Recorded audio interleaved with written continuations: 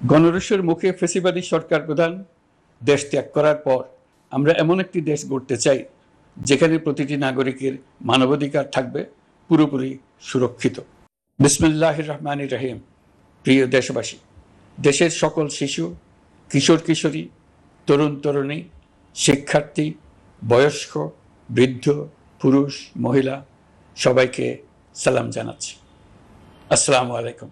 আপনাদের সবাইকে ছাত্র জনতার বিপ্লবে সিক্ত নতুন বাংলাদেশে স্বাগত জানাচ্ছি।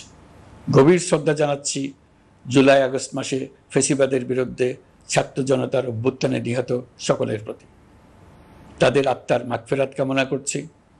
তাদের আত্মত্যাগের বিনিময়ে নতুন বাংলাদেশ গড়ার শপথ নিয়ে আমি আপনাদের কাছে কিছু কথা বলতে চাই।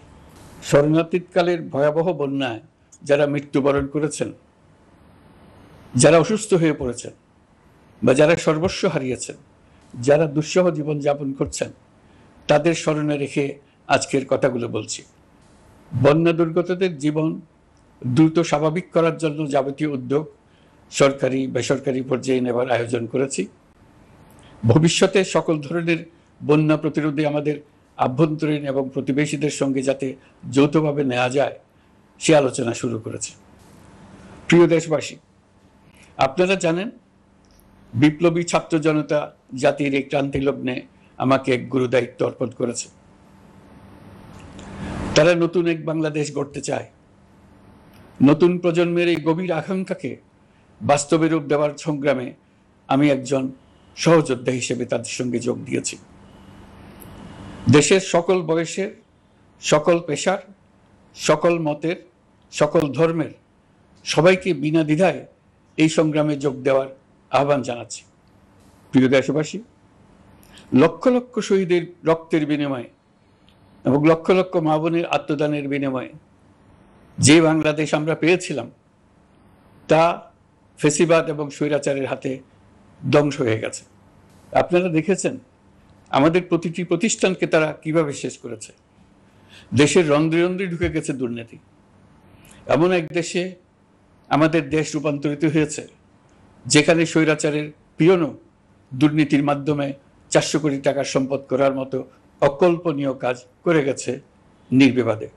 শিক্ষা খাতকে পঙ্গু করে দিয়েছে। ব্যাংকিং ও শেয়ার বাজার খাতে লুটপাট, প্রকল্প ব্যয়ে বিশ্ব রেকর্ড, অবাধ সম্পদ পাচার, আইন শৃঙ্খলা রক্ষাকারী সংস্থাকে নিজ দলের পুতুলে রূপান্তর, বাক স্বাধীনতা হরণ, মানবাধিকার হরণ, এসবই হিমশৈলের অগ্রভাগ মাত্র।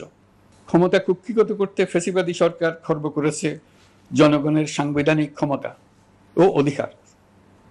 দুঃশাসন, দুর্নীতি, অন্যায়, অবিচার, নিপীড়ন, বিচারের নামে প্রহসনের মাধ্যমে জনসুরক্ষা বিপন্ন করেছে। জনগণকে নির্যাতন ও বঞ্চনা ও বৈষম্যের মুখোমুখি দাঁড় করিয়ে দিয়েছে। নতুন প্রজন্মের মানুষ সহ কোটি কোটি মানুষের ভোটাধিকারকে বছরের পর বছর হরণ করেছে।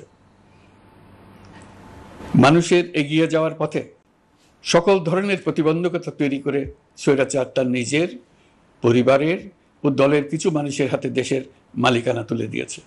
প্রিয় দেশবাসী, কিন্তু এই দ্বার প্রান্তে দাঁড়িয়েই আমাদের গড়তে হবে স্বপ্নের বাংলাদেশ। বৈষম্যহীন, শোষণহীন, কল্যাণময় এবং মুক্ত বাতাসের রাষ্ট্রের যে স্বপ্ন নিয়ে ছাত্র জনতা আন্দোলনে ঝাঁপিয়ে পড়েছিল, আমি তাদের সেই স্বপ্ন পূরণে অঙ্গীকারবদ্ধ। আপনাদের সবাইকে এই শুভলগ্নে তাদের স্বপ্ন পূরণে সমস্ত শক্তি নিয়ে এগিয়ে আসার আহ্বান জানাচ্ছি। তাদের স্বপ্ন আমাদের স্বপ্ন। জাতীয় জীবনে তরুণরা একটা মহা সুযোগ সৃষ্টি করে দিয়েছে। আমরা সবাইকে সুযোগ ব্যবহার করার কাজে এগিয়ে আসতে আহ্বান জানাচ্ছি। গণরোষের মুখে ফ্যাসিবাদী সরকার প্রধান দেশ ত্যাগ করার পর আমরা এমন একটি দেশ গড়তে চাই যেখানে প্রতিটি নাগরিকের মানবাধিকার থাকবে পুরোপুরি সুরক্ষিত। আমাদের লক্ষ্য একটাই, উদার, গণতান্ত্রিক, বৈষম্যহীন, অসাম্প্রদায়িক বাংলাদেশ। আমরা এক পরিবার, আমাদের এক লক্ষ্য। কোনো ভেদাভেদ যেন আমাদের স্বপ্নকে ব্যাহত করতে না পারে, সেজন্য আমরা প্রতিজ্ঞাবদ্ধ।